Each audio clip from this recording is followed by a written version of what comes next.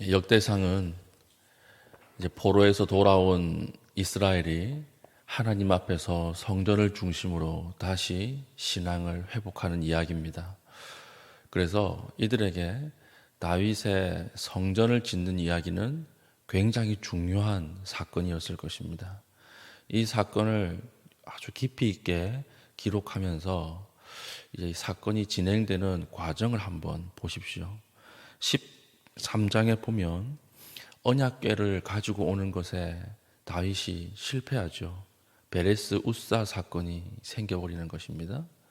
그리고 나서 14장에 두로 왕이 백향목을 보냈어요.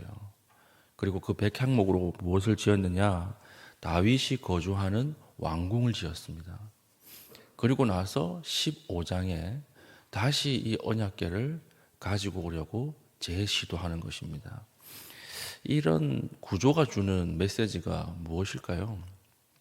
만약에 13장에서 베레스 우사 사건이 일어나지 않았다 그러면 14장에 다윗은 자신의 왕궁을 짓는 것이 아니라 무엇을 지었을까요?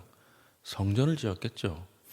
그런데 하나님께서 언약궤를 가지고 오지 못하게 하시고 하나님께서 성전을 지을 수 없는 상황으로 몰고 가신 거예요. 이것을 보면 지금 이 구조를 통해서 하나님이 하시는 말씀은 무엇이냐? 하나님은 성전을 짓는 데 관심이 있어요, 없어요? 없다라고 하는 것입니다. 없어요. 하나님 앞에 무엇을 우리가 해드린다, 하나님에게 은혜를 받고 하나님의 기도가 응답이 되면 하나님에게 내가 무엇을 한턱 쏴야지, 하나님이 관심이 없다는 거예요. 특별히 오늘날 교회당 건축을 가지고 성전 건축과 동일시시켜서 하나님이 성전 건축을 기뻐하신다. 그것은 사실 종교 사기에 가깝습니다. 그렇지 않습니다. 오늘 보면 하나님은요, 성전 자체에 관심이 없어요. 하나님이 성전에 관심이 있었고 하나님이 성전에만 거한다 이렇게 말씀하시려면 하나님 베레스 우사 사건을 일으켜서는 안 되었던 것입니다. 그래서 13장에서 베레스 우사 사건으로 언약궤를 가지고 오는 것이 실패하고 14장에 두로 왕 히람이 보낸 백향목을 가지고 왕궁을 짓는 것이죠. 그리고 나서 이제 언약궤를 다시 가지고 왔는데 언약궤는 어디 있어요? 아주 초라한 곳에 있었거든요. 그러니까 왕인 다윗이 가슴에 부담이 되는 것입니다. 나는 이렇게 좋은 백향목 왕궁에 사는데 하나님의 집이 너무나 보잘것이 없다. 그래서 내가 하나님의 성전을 지어야겠다. 그러니까 17장에 와서 하나님이 하신 말씀이 무엇이었습니까? 우리 어제 본문이었죠. 짓지 말라는 거예요. 짓지 마라. 짓지 말라고 이야기를 하면서 하나님 뭐라고 말씀하셨느냐?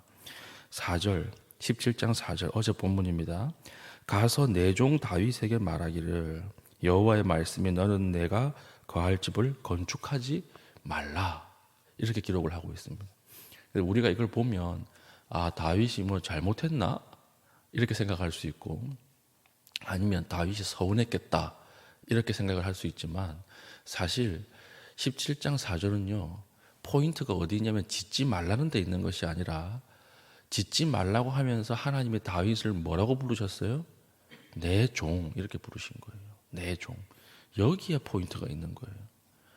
안 지어도 내 종이라는 거죠. 짓지 않아도 좋다. 넌 내 종이다. 성전을 짓는다고 해서 내가 더 기뻐하고 성전을 짓지 않는다고 해서 내가 덜 기뻐하는 것이 아니다. 나는 하나님은 건물 안에 거하는 하나님이 아니다라고 하는 것입니다. 그래서 네가 어디로 가든지 내가 함께 할 것이다. 성전을 지어놓고 그 안에서 네가 찾아와서 그때만 나를 만나는 것이 아니라 다윗을 만나는 것이 아니라 다윗이 어디로 가든지 내가 다윗 너와 함께 할 것이다. 이것에 대한 가장 강력한 사인으로서 너는 성전을 짓지 말라. 이렇게 이야기를 하는 것입니다. 그리고 나서 하나님이 다윗이 성전을 짓겠다라고 하는 그 마음은 기쁘게 여기셨어요. 그 중심을 보신 거예요. 그래서 하나님이 그 중심을 가지고 하신 약속이 있습니다. 네가 나에게 집을 지어준다고 했는데 내가 사람의 집에 거할 그런 신이 아니다. 나는 어디에든 함께한다. 사실 이게 진짜 큰 복이거든요. 여러분, 하나님이 교회 안에만 계시는 것이 아니죠. 오늘 기도하고 여러분 나아가는 모든 장소에 하나님이 다 계십니다. 여러분, 아들이 시집가고 장가가고 거기에도 하나님 계시고요. 군대에 가면 하나님 군대도 같이 가세요. 수술실 들어가면 수술실도 같이 들어가세요. 하나님, 여러분 어디에 가든지 유학을 가든지 하나님 거기가 함께 가십니다. 이게 진짜 복이거든요. 다윗에게 이 복을 하나님이 약속하시고 더 큰 약속을 하시죠. 다윗 평생의 약속. 네가 나에게 집을 지어준다고 했는데 그게 아니라 내가 너에게 집을 지어주겠다. 이 집은 어떤 집입니까? 영원히 다윗의 왕조를 보호해 주겠다라고 하는 것입니다. 내가 너를 보호할 뿐만 아니라 너의 자손들도 보호하고 너의 왕조가 끊어지지 않도록 영원히 이어지게 하겠다.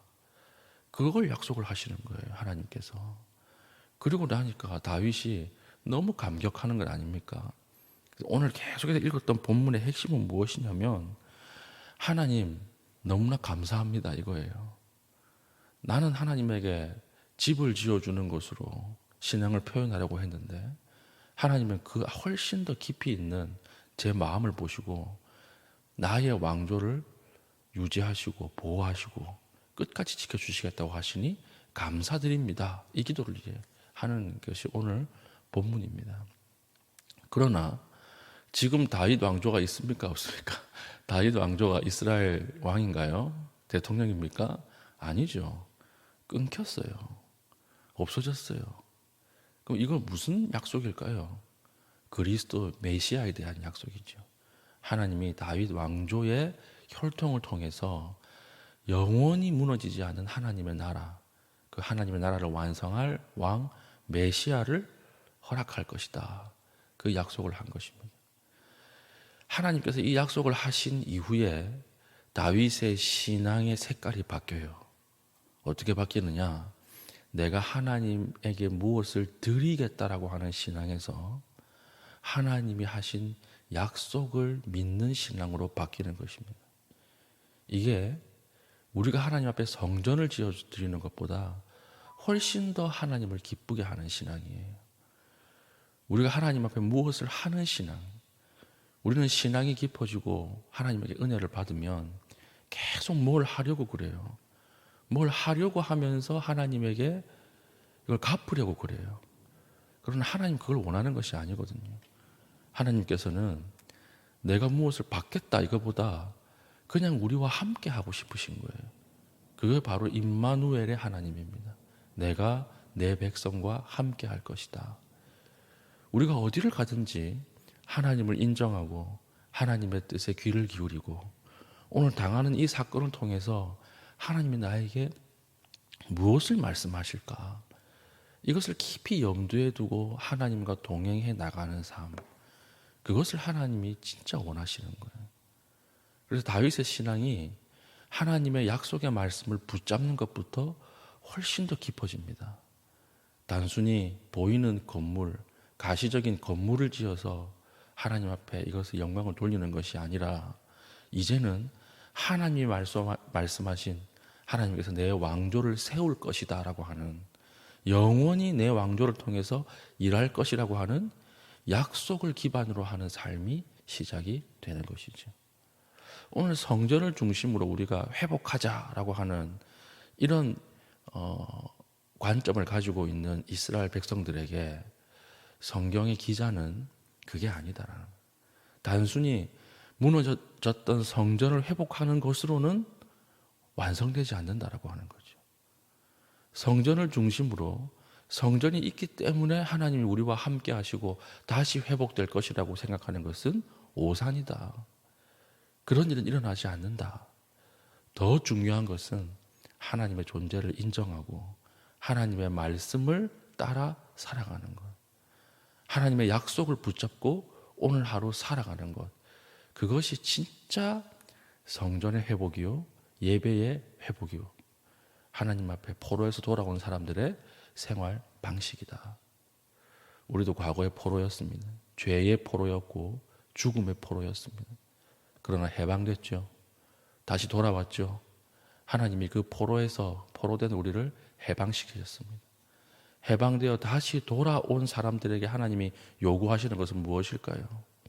어마어마한 액수의 헌금일까요? 봉사일까요?